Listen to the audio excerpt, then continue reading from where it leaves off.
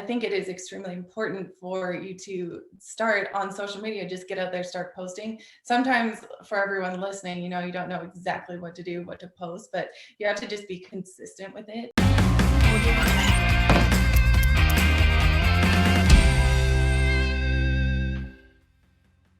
Hello, everybody. This is Jake Senziano, host of the Jake and Gino podcast with my co-host, a multifamily mentor, the coach, chef, father, 6 best-selling author, Mr. Don't Get Scared, Gino Barber. Gino, how's it going? Mr. Salmon Boy, love the color shirt. The hair's good. You got a lot of goop in the hair. You're looking great, my friend. How you doing? Dude, if it ain't gooped up, it ain't happening, all right? It ain't happening, Gino. So, hey, we have a very special guest today. Today's guest bought her first investment property at 18 years old. Gino, I wouldn't qualify for a cell phone at 18. I don't qualify for much. That's impressive. She is now a full-time commercial investor, using her experience to create passive and scalable investing opportunities. Keyword scalable there. Very nice. So without further ado, Britt Arnason, welcome to the show. Hi, thanks for having me. All right. So let's get into this because, again, 18 years old, I'm not qualifying for jack. How did you get into an investment property at 18 years old, and it's from there scale into commercial investments? Well, the house was a $25,000 house. So that was the purchase price. So it wasn't a crazy mortgage or anything. And I actually bought it cash. And this is already a weird story right off the hop. Bling, bling. Coming 18 with 25 G's. All right. What were you doing? Some illegal stuff there or what? What's going on? Well, it all started with food poisoning. So I got a really bad food poisoning when I was a kid. I was 6 years old and at this big Christmas party. And everyone there was a restaurant. They cooked these turkeys halfway through, left them overnight, and then cooked them the rest of the way the next day. So as you could all tell, that didn't end so great. However, everybody who got super sick got an insurance payout. So, wow. Now that's a smart way to use it instead of going and buying a stupid car. Wow. Good for you. That's insightful. Oh, absolutely. And it was interesting too, because it was not a ton of information. My mom owned rental properties, so I could understand, like she got us to help her work on some renovation projects when we were growing up. So I kind of understood that in a way, and that I wanted to have this income coming in. And I kind of always knew I was always that entrepreneur kid. So I didn't want this 9-to-5 job, even though that was the direction I ended up taking. But I knew eventually I wanted to get out of it. And I liked the idea of having properties to just pay me every month, even though I truly didn't understand it at that point, which almost is a benefit because it really cuts out that analysis paralysis. It was just, this house is $25,000. It makes $850, I think, a month rent. So simple math, like it makes sense. It's going to be paid off in a few years and then just have income coming in. Do you still own the house? Do you still own the house? Yeah. All right. So as a former food operator who owned the restaurant, that is a no-no. You don't leave anything out overnight. Salmonella, anything between the zone of like 60 and 120 degrees, you're going to get bacteria. So for all of you cooking at home, do not leave anything out. Our bodies are resilient. But Jake, things can happen, Jake, right? I tend to just eat it. I roll the dice quite too much. So Britt, I have to ask you the mindset. Where did you develop that mindset? Because most 18-year-olds, most 48-year-olds are not mature enough to say, I need to buy an asset. Seriously. Where did you at 18 years old develop that mindset to say, hey, I'm all in. I'm going to buy myself an asset to cash flow? Well, that's a good question. I do think from my parents, and they were always savers too. So it was always like, you don't just go out and blow money, you save everything you can and work really hard. They're both extremely hard workers. So I think that was a huge benefit for me, and just having that savings and then just spending it on smart things. They're not flashy people and didn't spend money on things like that, but just smart investments. So I think that really did help. And then I didn't have ambition to buy a car or anything like that. I did have the ambition to go traveling, which I did do afterwards, but it was still like couch surfing and hostels and that. So I traveled the world kind of doing that on a budget, which was awesome too. But I always was in that mindset of just kind of saving and spending my money wisely. So my next question, I guess, for everyone out there listening, before I ask the question, it's you parents out there that set the tone. Yeah. Boom. It's us as the responsibility junkies. If we're telling our kids to save, but we're driving around in Mercedes and we're living month to month as a paycheck, are our kids going to listen to us? No. You're the example. Jake is doing, exactly. We are the example. We are the role models. So it's very important that we act as role models. It's not what you say, it's what you do. Exactly. And they feed off of that. Children feed off of that. They need discipline, Jake. They need to have fences around them and just keep expanding those fences out, expanding their minds and to develop that growth mindset. Britt, the next question is, did you go to college and do the 4-year route and go into the corporate world? Well, not 4 years, but I did get a power engineering certificate. So it wasn't a ton of schooling, and that's why I went for it, because I'm not really this in school structure person. I'm kind of just like, okay, ideas, let's go do it. So it was a 6-month program, got my power engineering certificate, and I got that in order to make the money in order to qualify for mortgages to buy more property. What is a power engineering certificate? Like, this sounds like something He-Man would get. What is this? I know. Well, power engineering is what I got into. Worked in that for 6 months, and it was a good job. I liked it. I was fixing big machinery, so it was a lot of just hands-on work and doing that sort of thing, but it wasn't what I wanted to do. And where'd you get that from? Where'd you get the certificate from? Yeah. Just a college in Canada, just a smaller kind of college here. So that actually helped you qualify for loans, you're saying? Yeah. So that was kind of the intention behind it, because I could make a good income and have this good income coming in, but then be able to qualify for those bigger mortgages. So that was, and be a steamboat captain. Yes, a steamboat. That's what Jake's mind goes to. He's always thinking about playing with toys and doing steam generation. And he, give him a chainsaw and that's it. Call it a day. So Britt, what was the transition after that? You got into the job, you worked for 6 months. Were you continuing to look for deals, and how long did you stay at that job and go into the next deal? Well, that job, it did have a lot of downtime. So it's kind of when the emergencies came up, like, oh, something's broken, you have to go fix it. So I get called to, but other than that, it was kind of like, cleaning if you can, but if you don't have anything else, like, do whatever you want. So I was really heavily researching real estate. And that's when I kind of found the podcast and did a coaching program and all that sort of stuff. So I was like, okay, it was light bulbs going off, because I had I had 2 properties. How old were you at this time? 20. Fantastic. 23. That's great. Something like that. So I was just like, and then, so through this, I went to a real estate seminar, and then I had a mentor that kind of told me, okay, you have 3 properties now, you want to get into real estate, but you have to build some form of credibility for yourself. You have to get out there, start a newsletter, start a blog, start something. So I started this blog. It was called Little Investments on the Prairie, because I'm in the prairies in Saskatchewan, and I had these tiny houses. So I called it Little Investments on the Prairie and started writing. Writing didn't end up being my thing, but then I found Instagram. So I thought this could work. I like photos, I like videos and that sort of thing. So I take photos and videos of my renovation properties and really started to get myself out there online. So Britt, is it safe to say that industry is dominated by men? Yes. So can you just talk to me what about industries, the steam generation, all that heavy machinery, Gotcha. Whether it's plumbers, steam fitters. How is that? Because that, to me, it seems as if that built resiliency to you, because commercial real estate is dominated by the males, and most women can say to themselves, I can't do that. It's done by men, but you didn't do that. So let's dive into that mindset of, you're surrounded by 30 guys in a job site. There may be another woman around you. And what was that like? How did you overcome that mindset and continue to work through that?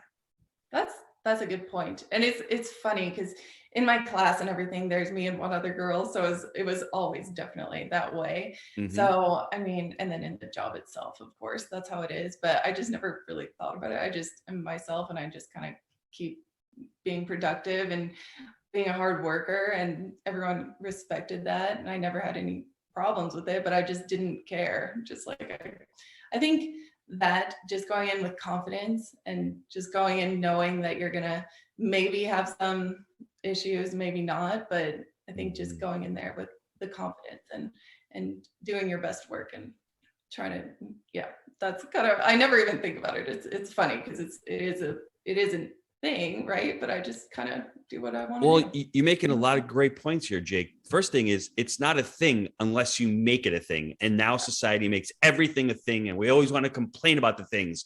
People see the world as they are, not as it is sometimes. And Britt didn't even notice it. I just pointed out because I don't notice either. She's just kicking down doors, Gino. That's right. You can use it as a crutch. And most people do use it as a crutch. But if you want to pursue your dreams, don't think about you being the minority in an industry. If you are, think of yourself as competing with others and trying to get better with others. And that's what Britt did. And that was just a launching point from that position to the next position in commercial real estate, which is dominated in the multifamily by men. Not as much anymore. When we first started out, Jake and I would say it was between 80 and 90% at our first live event. The next one was 75%. The third one was probably 65 male, 35 female. And I don't think the males and the females, the ones who are really out there doing it, diving into it and working hard, even see that. So for everyone out there trying to bucket us, and it doesn't make a difference. It really makes a difference on how hard you work. And the job that Britt's doing, that's power generation, whatever He-Man, whatever Jay calls it, that's a tough job, right? I mean, that's really hard work. So putting in that hard work, transitioning into, investing probably gave you that mindset. So let's dive into it. When did you leave that job and go into real estate? Yes, I left that job pretty quickly because I was like, okay, what can I do here? So I got a big line of credit. It was a $75,000 line of credit. So I used that, and these properties around, I always was looking outside of my city. So I look in kind of the smaller centers because there's still really great rents, but low purchase prices. So I kind of just thought that made a lot of sense, and there's still tons of industry out that way and people looking to rent, so the demand is there, and it's a diverse industry, so there's lots going on. And I just got that line of credit and bought properties, refinanced, did that buy, rehab, rent, refinance, repeat, the BRRRR method, and just kind of started snowballing from there. Jake, what do you call that? Do you call that BRRRR method? What is that called, Jake? BRRRR. I call it Refi Roll, but BRRRR. It's a lot easier. It's cool when you're north of the wall up there in Canada. It's BRRRR, right? You're cold, right? Just Refi Roll, and then you're continuing to Refi Roll, and then when you start scaling up, because in your bio you said you scale. When do you start scaling up and start implementing systems into your business? Well, that took a long time and a lot of work, because I was just and it was always this limiting belief for me, because I would always just tell myself, well, I'm not a business person. I look at these people, put them on pedestals and be like, well, I'm not them. I didn't go to university, blah, blah, blah. Tell myself all these things. Like, I'm never going to have employees. That's just not who I am. So I'm just going to do my little DIY renovations and kind of make it work from there. But once I really started, it was kind of mindset coaching that helped me through this, because if you tell yourself this every day, like, I'm not a business person, I'll never have systems and scale, I just don't know how to do it, and then you just ignore it forever. But it really got me thinking, okay, I really can do this. I can do whatever I want, and I can be whoever I want to be. It might have to be in partnerships or hiring the right people, but the book Who Not How as well was really helpful, by Dan Sullivan, strategic coach, I think. Yes. But that, getting out of that mindset, because I had so many limiting beliefs that just weren't allowing me to scale and get out of my comfort zone. But once I started focusing on that, I started hiring out employees, all through Instagram, by the way, too, which is pretty cool. But and then I really got, because I've always wanted to get into the commercial side of things, but I just got really stuck in the DIY, because I branded myself that way as well on Instagram, doing all my own renovation work, and I do all these before and after and all these videos, and that's kind of what I became known for. So then I had a hard time breaking out of that to get into what I really wanted to do, which was commercial real estate. Behaviors are belief driven. Remember that, everyone. Write that down on your wall. If you can believe you can do it, you will figure out a way to do it. And it's really true.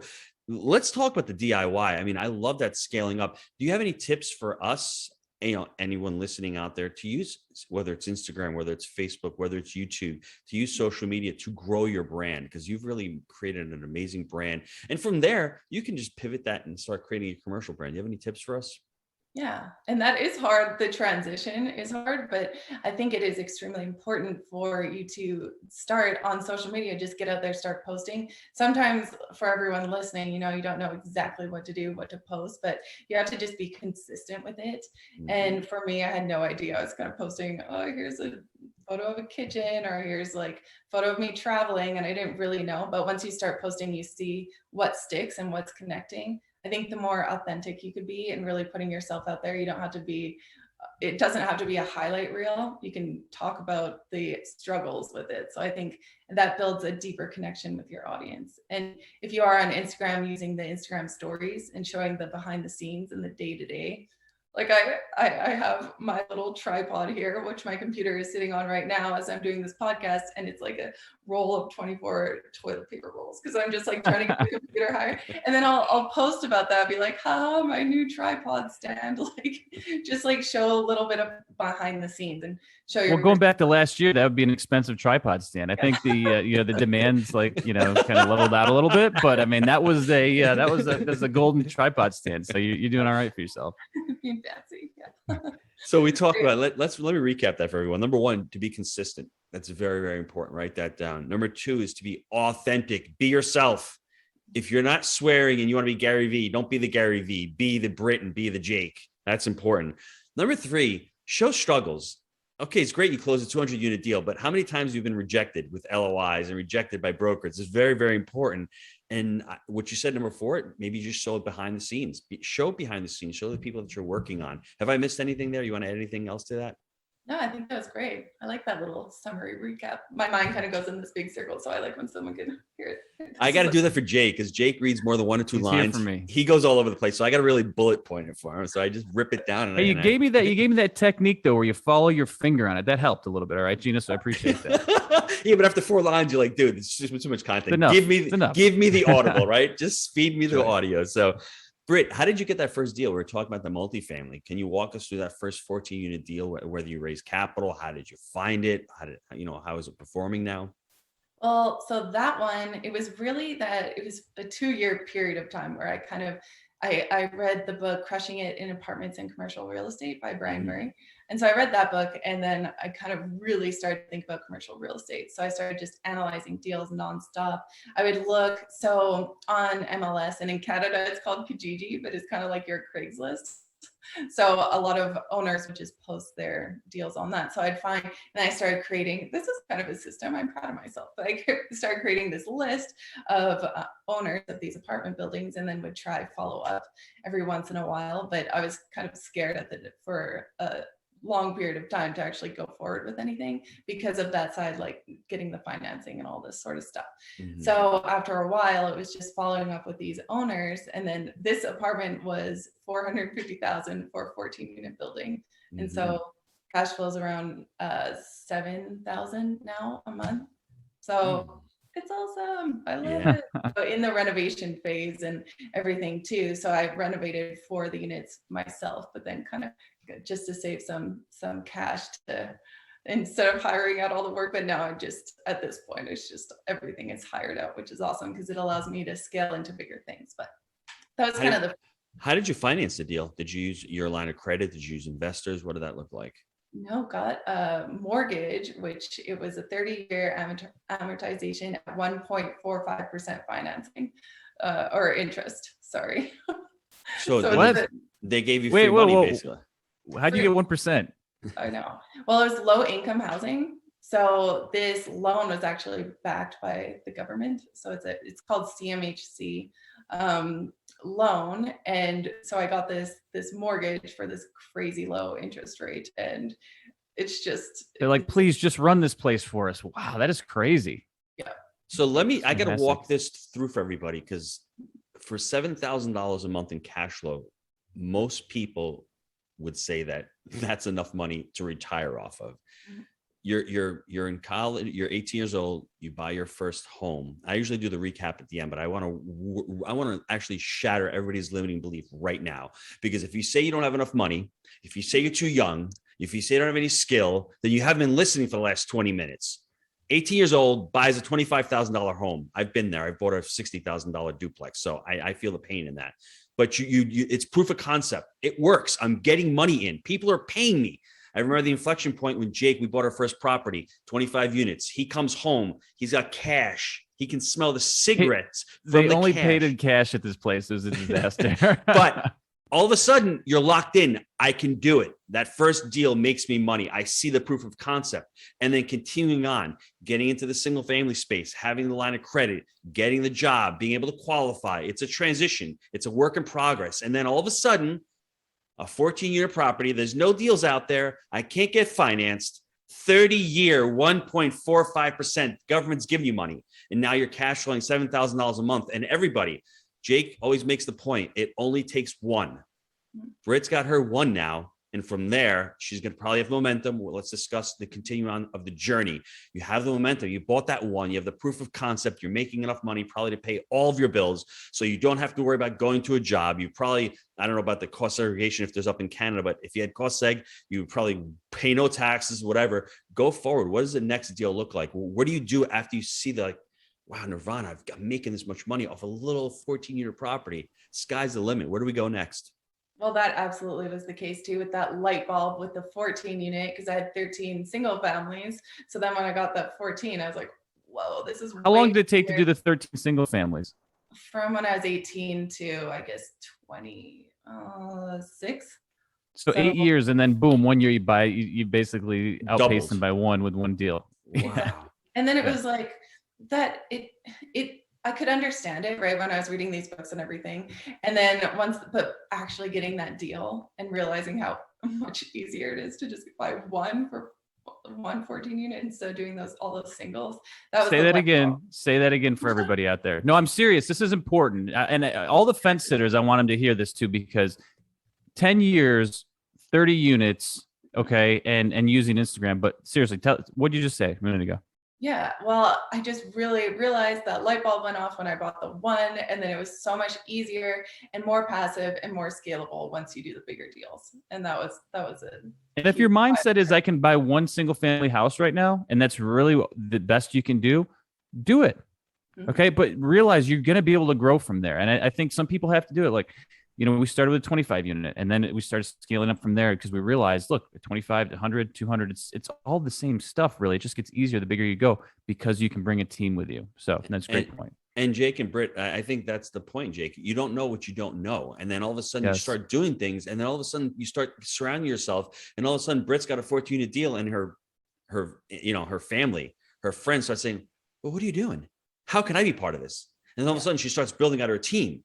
And she starts getting investors, because people are always worried about where the money comes. Don't worry where the money comes. First, you need the experience, and you need the education, and then you can start worrying about the money, start worrying about the deals. But if you don't do the deals, so from that 14 unit, what's the next step? What is the next evolution? Well, from there, I went to a mastermind with Brandon Turner from Bigger Pockets. Mm-hmm. So he had a small group, it was 20 people, and we did this mastermind in Maui. And then I started meeting these mentors that I've been listening to for so long, and mega imposter syndrome. I'm like, I don't know how I got here. This is so crazy. But then did this mastermind, and that completely shifted everything for me, because I was around these people who are doing huge things in the industry. And then I could, I don't know, I felt like it was more tangible. I could do it too.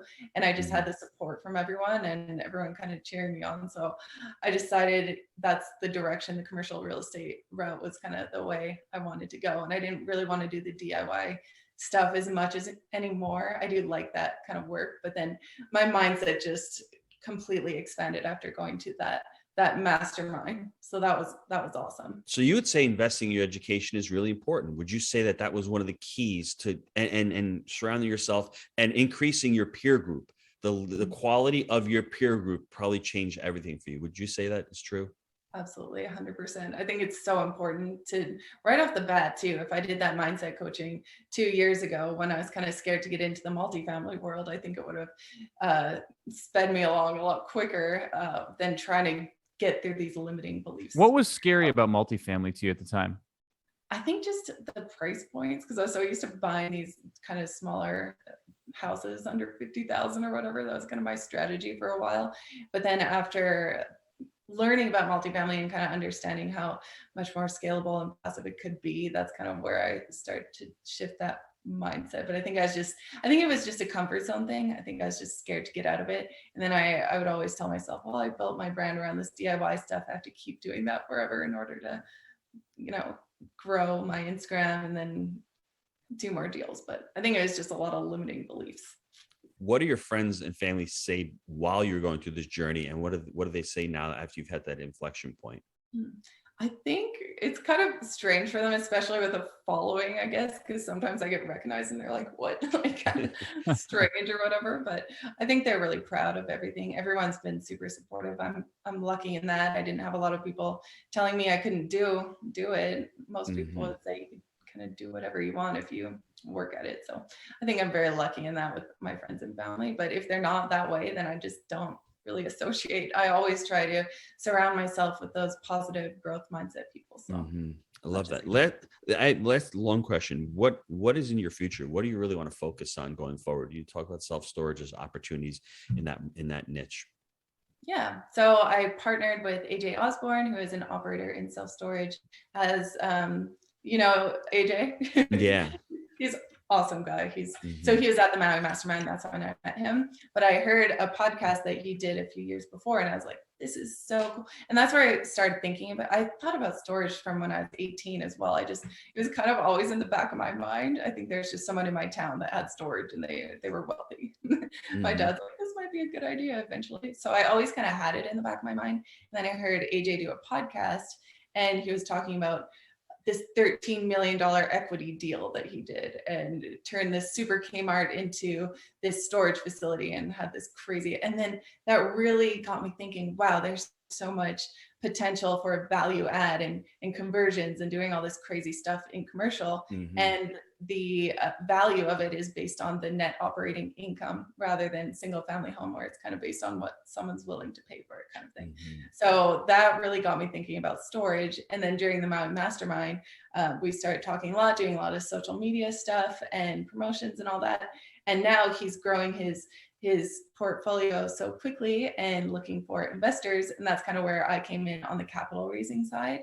So raising money for self-storage deals. And so we're on the third one now. I love that. And everyone out there who's complaining about, oh, I can't pay X amount of money to go to a mastermind, or why would I pay for mentorship? It's not just the education. It's you're surrounding yourself with amazing people. And Britt has met her partner there. She actually heard him and met him. And all of a sudden they've created a relationship that's going to impact her for the rest of her life. It only takes one deal. It only takes one relationship. That's all it takes, everybody. Stop making excuses. That's going to cost you money. You're investing in yourself. That's the most important thing that you can do. So get out there and stop making excuses. Well, and I think it's good to point out too that we all do it. Every successful real estate investor, I know everybody's a part of these mastermind groups, and everyone's going to these education things and doing coaching and all of that. So I think it's just such a key part of it. I agree. Absolutely. Let's take a quick time out to hear from our sponsor. Gino, I know a lot of our listeners are wanting to take their multifamily investing business to the next level. I know that you've been hard at work helping Jake and Gino students do just that using our framework. Can you explain to the listeners how they can get our help? Guys, we've been hard at work growing our community of like-minded investors, and the results of our members has been nothing short of incredible. We're looking to grow this amazing group. What we're looking for is those who want to follow our proprietary framework that we've created. Buy right, manage right, and finance right. Leverage our connections, education, and mentorship as ways to take your business to the next level. So if you're interested in finding out more about how you can become a part of our amazing community, apply to work with us at jakeandgino.com/apply. All right, we are back. So big question. When's the HGTV show? Come on. I see it. I see it in your future. Tell me what's going on in there. Self-storage. Yes. Storage. Let's do it. That'd be different. That'd be fun. Well, I really was confident you were going to say, well, it's like, in the fall here. So no plans, nothing. I can't tell you that. Oh, secret release. All right. We're going to sit on that one. Talk about the importance of the social media and how important it's been for capital raising, because it's interesting. I feel like we before the show we were checking yours out, and you've used the renovation stuff, but you kind of showing like the before and afters, but you're leveraging that to literally raise money for deals now. Kind of talk about the evolution of that and why that's so important. Yeah. Well, I think social media, I didn't really realize where it was going to go or where it was going to get me, but I had that one mentor say you have to build that credibility. So just really being consistent throughout the years. And I started with the renovation because that's what I was doing, showing a lot of behind the scenes, and that connected to a lot of people. But then I never would have expected for it to be what it is now. And AJ actually told me a few years back, because I was actually buying my own self-storage deals in Canada. And I was looking at this deal and I didn't know how to get past this like big capital raise. And he said, just throw it out there, see if anyone would be interested. So I threw out on my Instagram stories you could do these little question box where you can enter your email. So I just said, if anyone's interested to partner with me on deals now or in the future, put your email in. I've never done anything like that before. And I got 300 emails, and I was just blown away by that. I was like, whoa, that is incredible. Easy. So I mean, that opened my mind again, because unless you try it and put it out there, then you never know. So I think it was a 400, and I remember just one specific deal. I think this is actually a multifamily before I got the 14 unit, but I was looking to raise 400,000 or have a financial partner or something like that. And I just thought that was an insane amount of money. I just never thought 400,000, I could never do that. And now it's been like close to 3 million of capital raised to this day with the self-storage deals. But back then, a few years ago, I never would have imagined it would be like that over Instagram. So it's just, you never know until you actually put it out there and try. So I think social media is so crucial, and a lot of people don't focus on it because it is a lot of work. It truly is. But the amount of doors that open for you and the network you could build for yourself is very important, especially in the commercial space. As we know, it's a team sport. So 100%. How are you balancing? It seems like there's been an evolution from the DIY stuff to more, self-storage now. How are you balancing your content with your audience now that it's kind of been a transition for you? Well, that was funny too, because I was very nervous to post and I have so much content from the DIY because I have 30,000 photos and videos on my phone. And this is all done by me, by the way, like all my social, all growing everything, doing the work, doing everything. It was DIY everything, including the editing videos and all of this stuff. So I was just doing it just because that's all I really knew how to do before hiring. DIY, social media, and home renovations. Got it. Yes. A lot of time in that, but it was so great to be able to build that. And when I started to transition out of doing the renovation work, which I still do a little bit of because I do like the projects and I do really enjoy it, and I like to give people what they want to see. They want to know how to do these renovations. So I'm still enjoy doing that. But then when I posted my first Instagram post on self-storage, I was super nervous about it. And I was just talking about this development deal that we were doing in storage. And when I made the post, it was one of my best performing posts. So they didn't turn on you. They rolled the dice and it was okay. Like, oh man, what's the feedback going to be? Right. I got you. Yeah. And I was nervous to make that transition, but it proved that a lot of the time they are interested in the person too, and seeing that journey and transformation, right? So they like to see this story rather than it might not necessarily be exactly what you're doing, but they connect to the person, not necessarily to the work or anything like that. So, and just trying to provide that value and help other people out. So. What about a tip for someone starting to scale? Because you went from the solopreneur to now doing, syndications and things. Give the folks out there, for someone that's kind of, we call it the I'm a mentality. I'm gonna do this. I'm gonna do that. I'm gonna do everything. Give somebody a tip and for scaling during that transition. Well, it's hard, and I think it is a process. And for me, it was just always drilled into me. Like my mom is a DIY kind of person. She does everything. It's like change your own oil, do everything yourself. So that's what I grew up with and what I was very used to.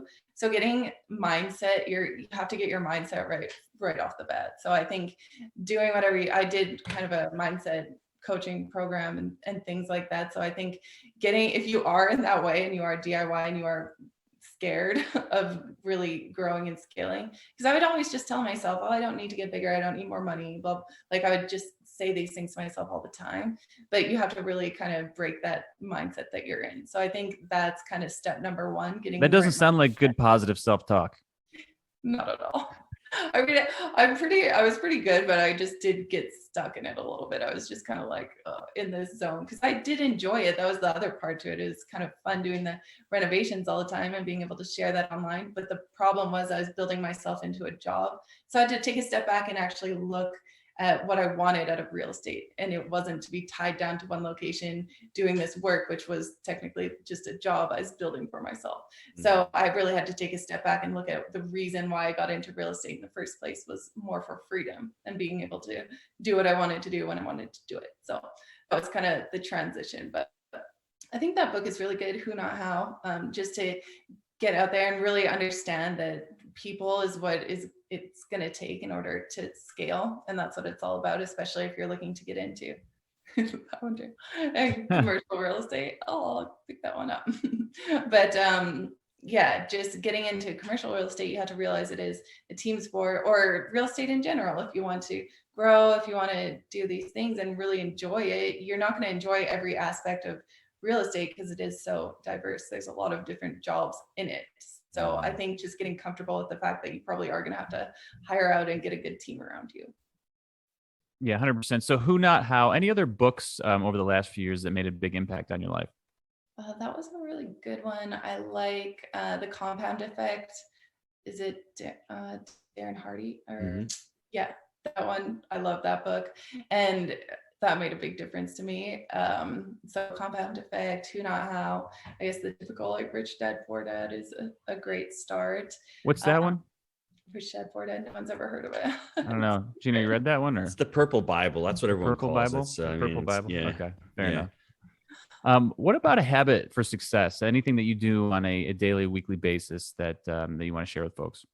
Well, I think morning routine is important. And then I have kind of like the journal that I try, because I'm not a routine kind of person, but in order to kind of keep on track towards what you're wanting to do. And also goals, I never really set goals. I still struggle with it a little bit, but I really do try intentionally do it. So being intentional with your time and your days is super important. So getting up in your morning routine, I try to just write down my goals and keep track of my habits and everything in that. And then like the exercise and the healthy diet and everything too, that helped just, keep on track and keep me excited and moving forward. What's the best way for folks to get a hold of you if they're looking to, possibly invest or find out more, follow you on social media? BrittanyArnason.com is my website, but my Instagram is InvestorGirlBrit. And then you could kind of find me through InvestorGirlBrit on all the social media channels.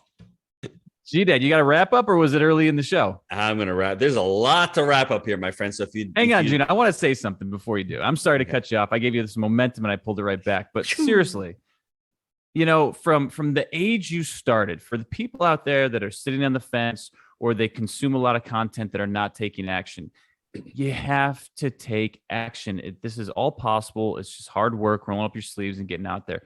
Education times action equals results. I think you had a very clearly, positive impact from your parents, which helped out. Eating the dirty turkey, that was a good thing ultimately, right? Because that's provided the capital. But gang, if you can do it at 18, look, there's no excuses out there. You just got to find a way to make it happen and get off the fence. Gino, take it away, sir. Jake, Investor Girl Brit, from a young girl eating a salmonella-ridden turkey to her first purchase. $20,000 home, $25,000 home. Tastes pretty good now. At the age of 18 and transitioning all the way till 26 years old, where she owned 13 single family homes. And then all of a sudden the light bulb goes off and she purchases 14 units. She doubles her portfolio with one transaction. And I think the big takeaway from that is the mindset growth. It's really about the limiting beliefs and about getting coaching. And you can have a fixed mindset where you're sitting there and complaining about, hey, I'm the only woman on this entire job site, and saying they're all men. This is a male dominated sport. I can't get into this. I can't do this. To the growth mindset is, I'm here. What can I learn from this experience? How can I leverage this experience to become better? And that's what the growth mindset is all about. Growing to that 14 units, starting to put content out there.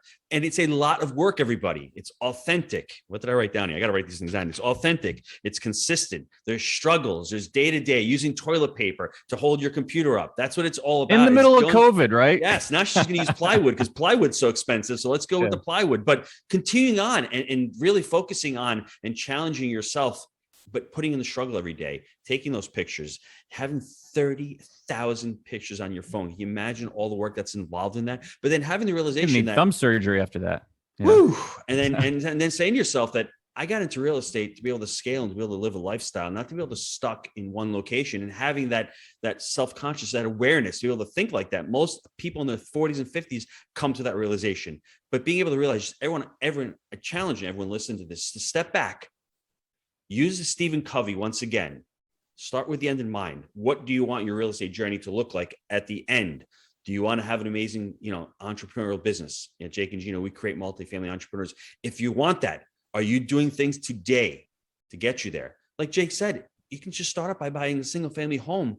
It's not where you start, it's where you want to end up. So start the journey, because there's nobody out there that has 0 deals, right, Jake? Is either you don't buy one deal, you either have 0 deals or you have multiple deals. So it all starts with that first deal. Don't make excuses about your age, about how much money you have, about anything in life. Living on the prairie in Canada, north of the wall, right? 30 below 0 probably up there. It probably gets a little chilly up there. I'm in Florida, so anything below 60 degrees, I'm a little bit cold. So I just want to, I just wanted to, say thanks to Britt for coming on, for sharing her story, and for just shattering all the limiting beliefs. There's no more limiting beliefs for anybody listening to the show, because you can make all the excuses you want. Your behaviors are belief driven. If you believe you can do it, then you can do it. End of story.